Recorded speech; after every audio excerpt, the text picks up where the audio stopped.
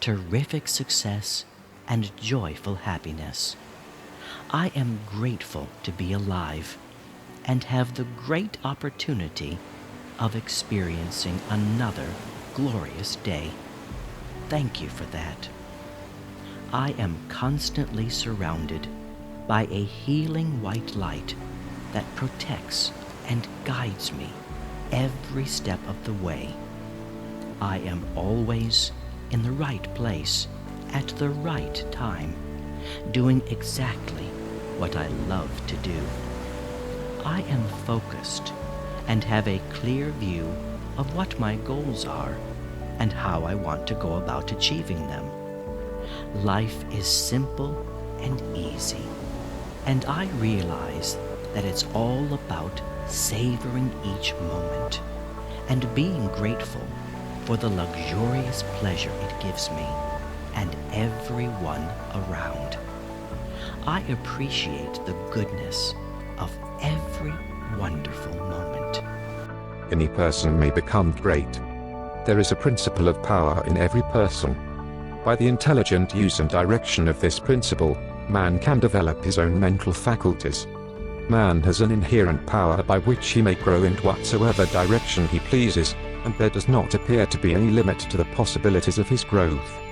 No man has yet become so great in any faculty but that it is possible for someone else to become greater. The possibility is in the original substance from which man is made.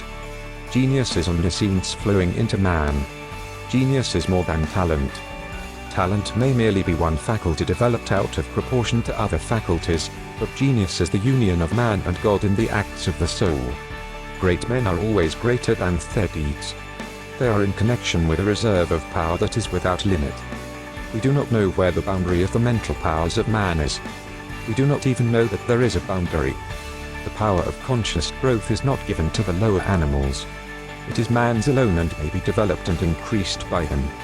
The lower animals can, to a great extent, be trained and developed by man. But man can train and develop himself. He alone has this power, and he has it to an apparently unlimited extent. The purpose of life for man is growth, just as the purpose of life for trees and plants is growth. Trees and plants grow automatically and along fixed lines. Man can grow as he will. Trees and plants can only develop certain possibilities and characteristics. Man can develop any power, which is or has been shown by any person, anywhere. Nothing that is possible in spirit is impossible in flesh and blood. Nothing that man can think is impossible in action.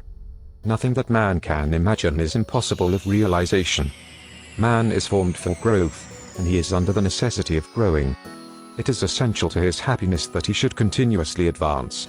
Life without progress becomes unendurable, and the person who ceases from growth must either become imbecile or insane. The greater and more harmonious and well-rounded his growth, the happier man will be. There is no possibility in any man that is not in every man. But if they proceed naturally, no two men will grow into the same thing, or be alike. Every man comes into the world with a predisposition to grow along certain lines, and growth is easier for him along those lines than in any other way. This is a wise provision, for it gives endless variety. It is as if a gardener should throw all his bulbs into one basket. To the superficial observer they would look alike, but growth reveals a tremendous difference. So of men and women, they are like a basket of bulbs. One may be a rose and add brightness and color to some dark corner of the world. One may be a lily and teach a lesson of love and purity to every eye that sees. One may be a climbing vine and hide the rugged outlines of some dark rock. One may be a great oak among whose boughs the birds shall nest and sing, and beneath whose shade the flocks shall rest at noon, but everyone will be something worthwhile, something rare, something perfect.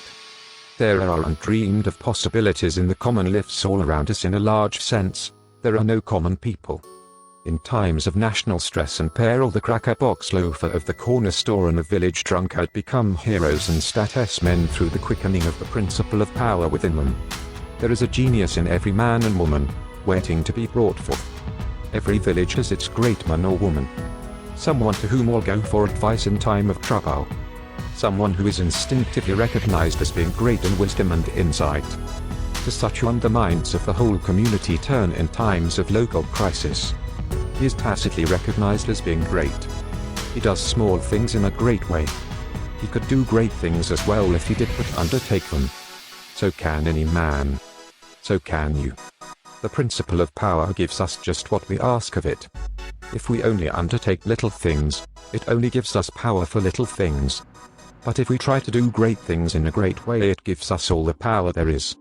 But beware of undertaking great things in a small way, of that we shall speak farther on. There are two mental attitudes a man may take. One makes him like a football. It is resilience and reacts strongly when force is applied to it, but it originates nothing. It never acts of itself. There is no power within it. Men of this type are controlled by circumstances and environment. Their destinies are decided by things external to themselves. The principle of power within them is never really active at all. They never speak or act from within. The other attitude makes man like a flowing spring. Power comes out from the center of him.